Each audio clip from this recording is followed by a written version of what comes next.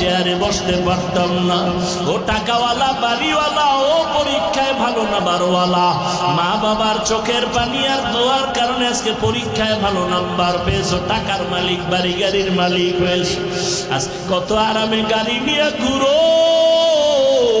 আর এই নওগাঁ জেলায় তোর বাবা মা কত কষ্ট করিয়া চলাফেরা করছে, গাড়ি ভাড়া দেওয়ার মতো টাকাও ছিল না। আজ আল্লাহ তোমারে টাকা দিছেন, মা বাবার কথা মনেও করো না, দোয়াও করো না। ওরে যার মা বাবা দুনিয়ায় নাই, কবরের কিনারায় গিয়া মাঝে মাঝে দোয়া করি, আল্লাহর কাছে বলি, ওরে মালিক, মা বাবার হক আদায় করতে পারি নাই। মা বাবা জীবনে এত কষ্ট করেছেন, আমি যদি টাকাওয়ালা হইতাম আমি মা বাবারে শান্তিতে রাখতাম। আজ আমার মা এমন জায়গায় আছে, বিছানাও নাই, একটা বাতিও নাই, সাদা কাফনের প্যাকেট হইয়া কবরে ঘুমায়। ও সন্তান, ওই মা বাবারে কাঁদাইয়া যদি থাকো, তাড়াতাড়ি মাওলার কাছে ক্ষমা চাও।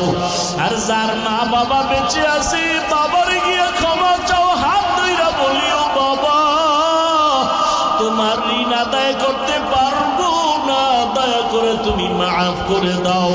ও যুবকেরা, যদি মায়ের সাথে কষ্ট দিয়া বেয়াদবি করো, মায়ের বাসায় গিয়া বলবি, মা তুমি দোয়া করলে আমার মাওলা কবুল করবে। তোমার মনে বোধহয় কষ্ট গেছে, এই জন্য আমার আমল নাই, আমার কান্না নাই, মোনাজাতে পানি নাই। মা তোমারে বহু কষ্ট দিয়েছে, গোপনে জানি কত কান্না করেছো, আজ দয়া করে আমাকে মাফ করে দাও। মা আমারে তুমি সম্মানের জায়গায় নিয়ে আসো, তোমার দোয়া ছাড়া আমি শিক্ষিত হতে পারি নাই, তোমার দোয়ার কারণে আজ আমার আল্লাহ সম্মান বাড়ায় দিছে। মা বাবার কাছে যদি চোখের পানি ছেড়ে দাও, মা মাথায় হাত দিয়া দোয়া করবে, আর সে আজিমে চলে যাবে।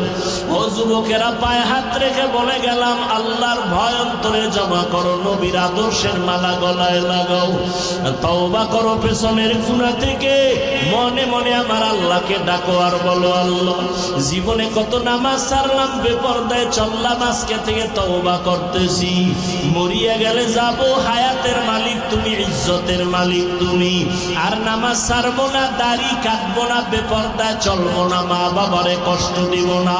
ওলামায়ে কেরামের পরামর্শ নিয়ে নবীর সুন্নাত অনুযায়ী চলাফেরা করবো।